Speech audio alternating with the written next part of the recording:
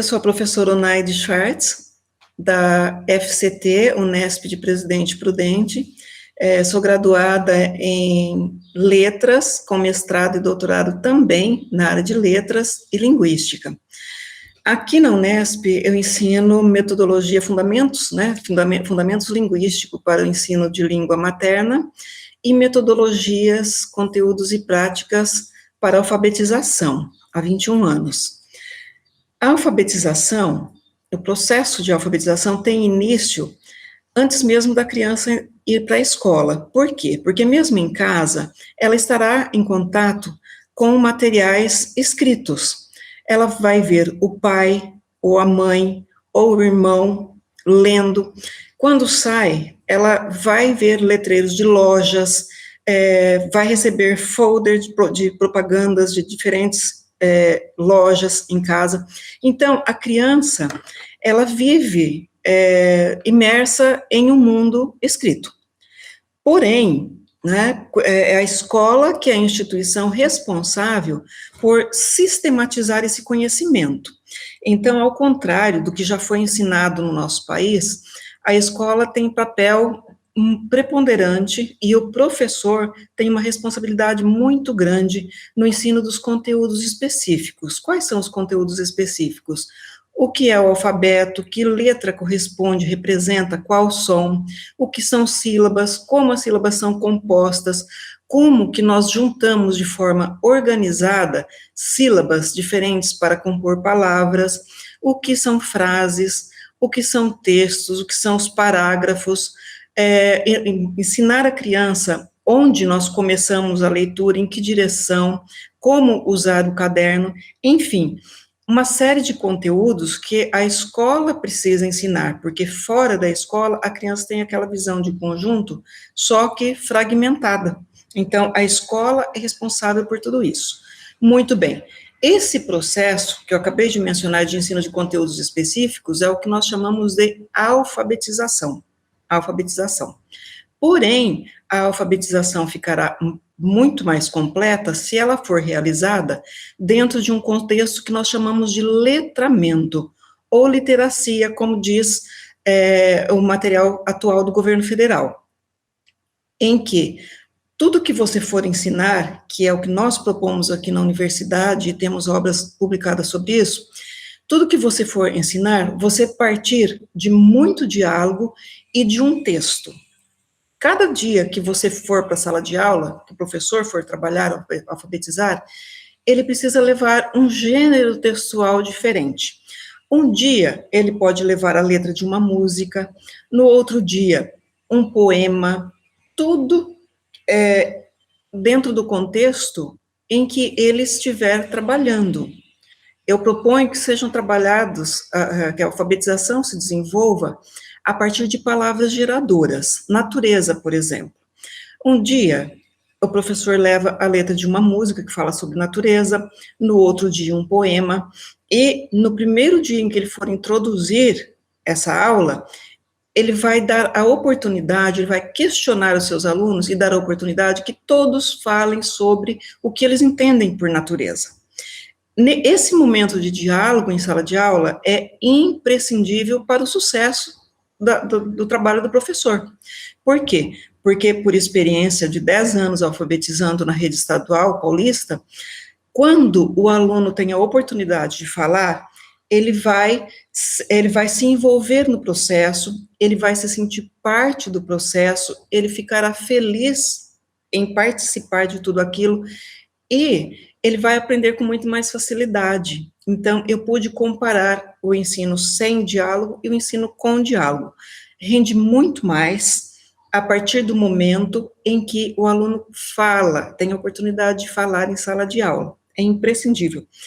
Então, nós temos, juntando o ensino de conteúdos específicos dentro do trabalho com textos, com diferentes gêneros textuais, um gênero diferente por dia, nós temos a alfabetização sendo feita de uma forma plena, levando, inclusive, textos que são veiculados socialmente, para que a criança veja a escrita no seu exercício do dia a dia. né? Então, com isso, a mente da criança vai compreendendo a importância da escrita, o porquê de saber ler e escrever, e tudo isso acelerará, motivando o seu processo de aprendizagem.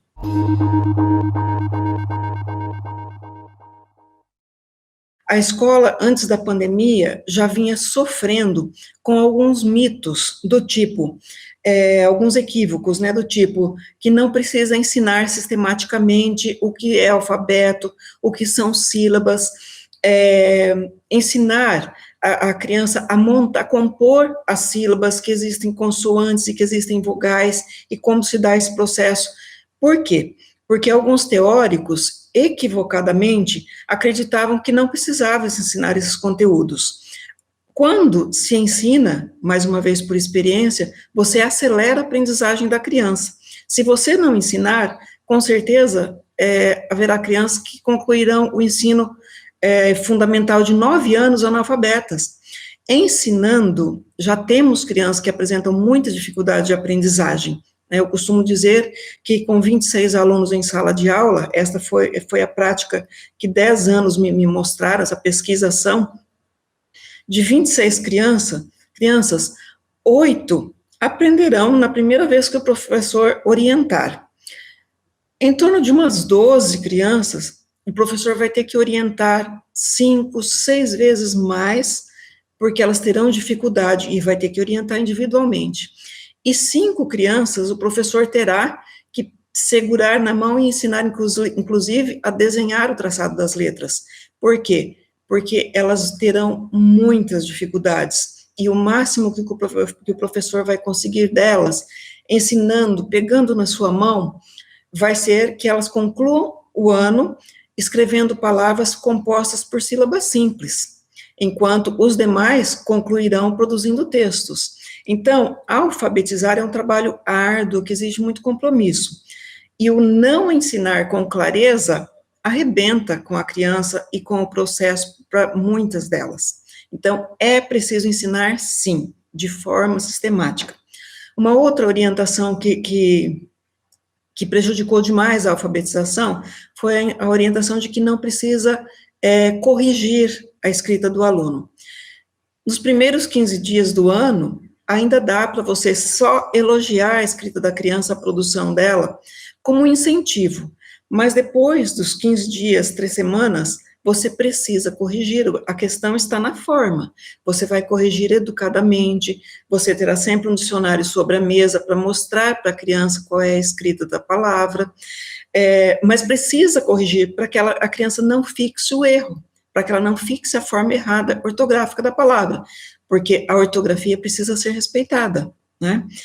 Um outro problema muito grave, que persistia aí nos últimos 30 anos de alfabetização, antes da pandemia, era a questão de não se trabalhar a sílaba.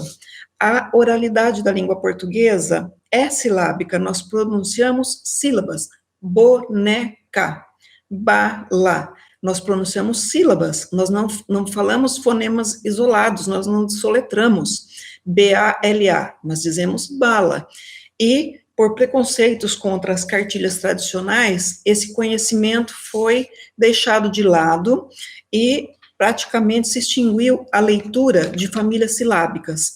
Nós propomos não a leitura silábica em vão, nós propomos que a cada vez que o professor apresente um grupo silábico, ele alterne, inclusive, a sequência das sílabas, para que a criança não decore, mas aprenda a decifrar a língua, que é o princípio básico da alfabetização.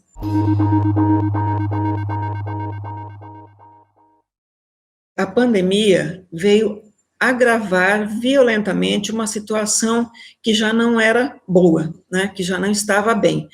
E se antes da pandemia estávamos lá em 59º no PISA, 59º lugar no PISA, naquele programa de avaliação de aprendizagem, aquele programa internacional, se avaliássemos agora, a situação seria bem pior, porque todos os anos foram atingidos violentamente, porque a aula presencial é indispensável ao aluno. Com relação à alfabetização, primeiro, segundo e terceiro anos, na minha opinião, foram afetados impactados demais.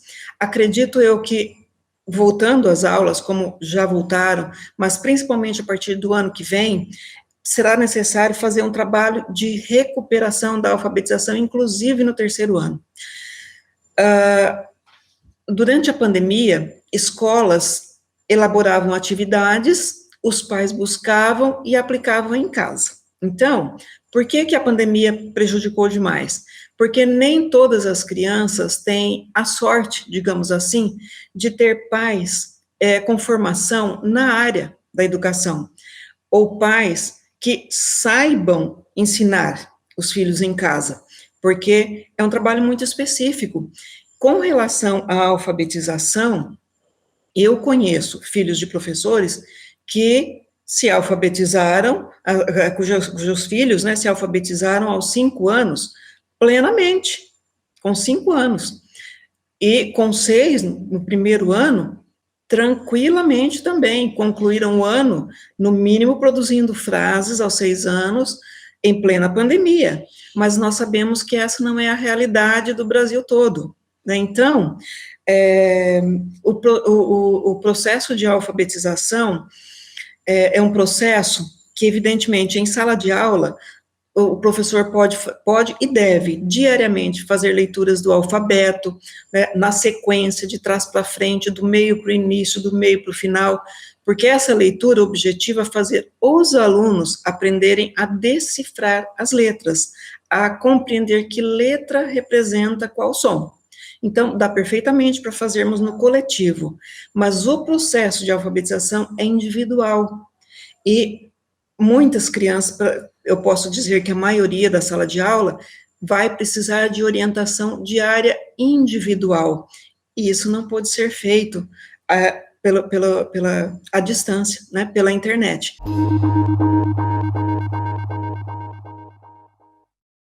Os desafios são gigantescos, né, os desafios são muito grandes, e principalmente os gestores educacionais, assim como o professor em sala de aula, precisa ter consciência da sua responsabilidade. Eu digo professor e gestor porque ainda há gestores que, talvez pelo fato de nunca terem alfabetizado, não compreendem a necessidade do desenvolvimento de muitas atividades de leitura por parte do aluno, porque não adianta o professor ficar lendo para a criança. A criança está ali para aprender, ela precisa aprender a ler, né? Não basta que o professor leia para ela. Então, primeiramente, no início do ano que vem, precisa ser feita uma atividade de sondagem, muito simples. Pega-se uma folha de sulfite com 16 imagens, cujo nome sejam escritos a partir de sílabas simples, e aplica-se essa atividade na sala toda.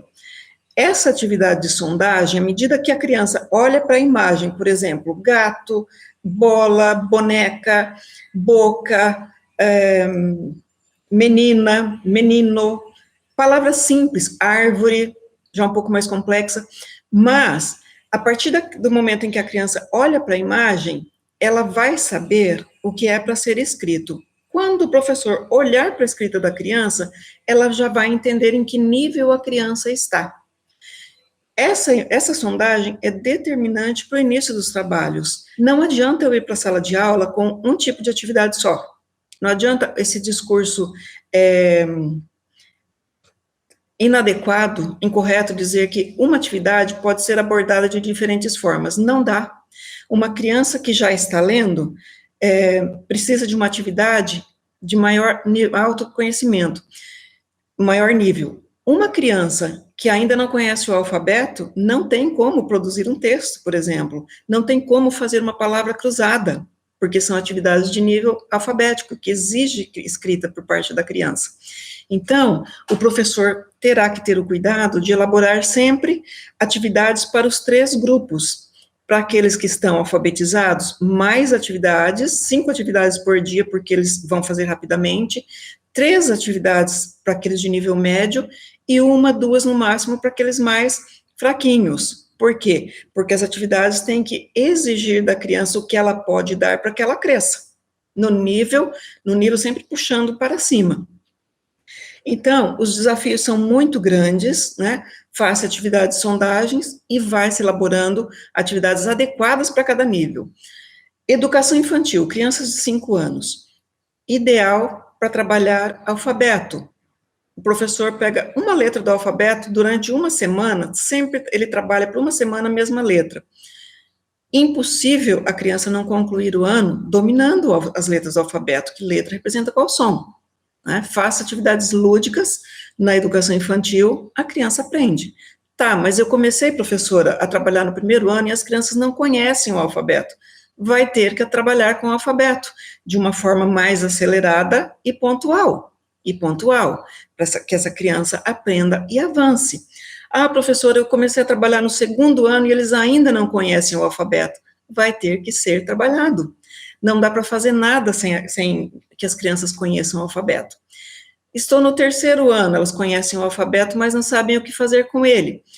Atividades de nível silábico, o professor vai precisar apresentar a sílaba, explicar como que se monta a sílaba e trabalhar com palavras geradoras. Por que palavras geradoras? Palavras significativas para o aluno, palavras que vão trazer debate para a sala de aula, porque sem o aluno dialogar, o professor não faz nada. Você precisa trabalhar de acordo com a necessidade do seu aluno, senão você não vai a lugar nenhum e não ajuda a criança. Então, a criança já está ali conhecendo as sílabas. Você vai aumentando o nível de dificuldade das atividades para você conseguir ajudar esse seu aluno. E nesse sentido, eu tenho este livro publicado pela editora Paulus, né, Alfabetizar as Crianças na Idade Certa, práticas linguísticas, que é uma coletânea de 14 unidades de alfabetização com centenas de atividades. O objetivo desse meu trabalho foi ajudar o professor que está em sala de aula, precisando alfabetizar, com a responsabilidade de alfabetizar, mas ainda não sabe como. E também para pais que querem ajudar os seus filhos. Ah, professora, mas esse livro tem todas as atividades que eu preciso para ensinar os meus alunos durante um ano? Não tem, porque a intenção foi mostrar como fazer. Apesar de ter centenas de atividades, elas não são suficientes, mas a partir do momento em que o professor compreende os princípios que estão por detrás da ideia, eles podem reproduzir, né, as atividades aos milhares, né, e nós ensinamos os nossos alunos a fazerem esse exercício em sala de aula. Quanto às políticas públicas, né, que precisariam ser garantidas para recuperarmos o Brasil em termos de alfabetização, nós temos que lembrar que a alfabetização é uma via de duas mãos. Ela não é só ensino e nem só aprendizagem. É uma via de mão dupla. O professor ensina, avalia diariamente, analisa diariamente se o aluno está aprendendo e o que está aprendendo. Como que eu sei se meu aluno está aprendendo? Eu tenho que analisar as atividades que eu pedi que ele fizesse, né? Bem, uma outra coisa que não pode faltar em sala de aula, como eu já disse, é o diálogo. O diálogo precisa estar em sala de aula.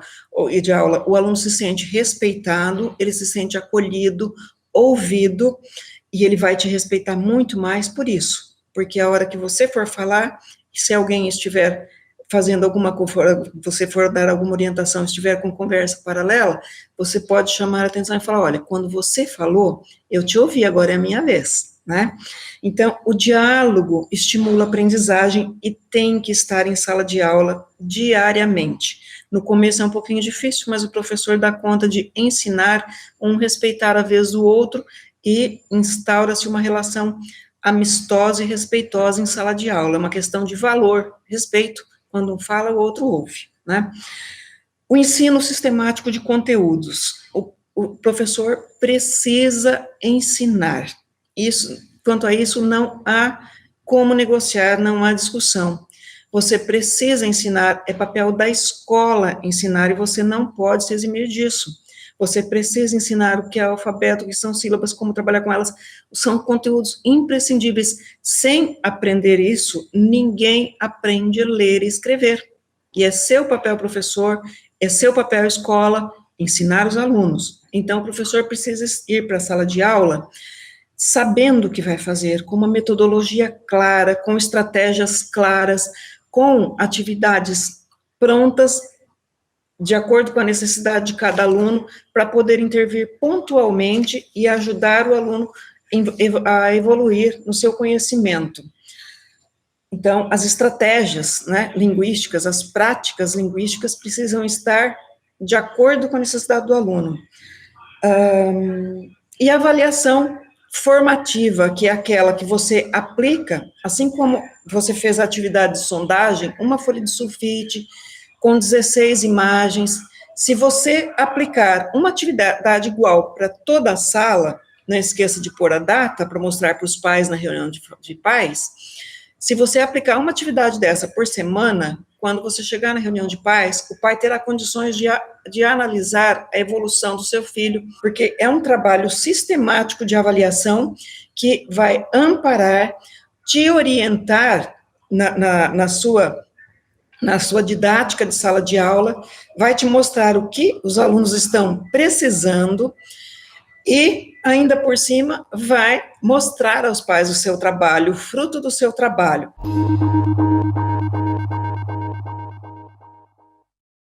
Eu costumo dizer que a educação, de forma ampla, é a base da sociedade e é a alavanca da economia.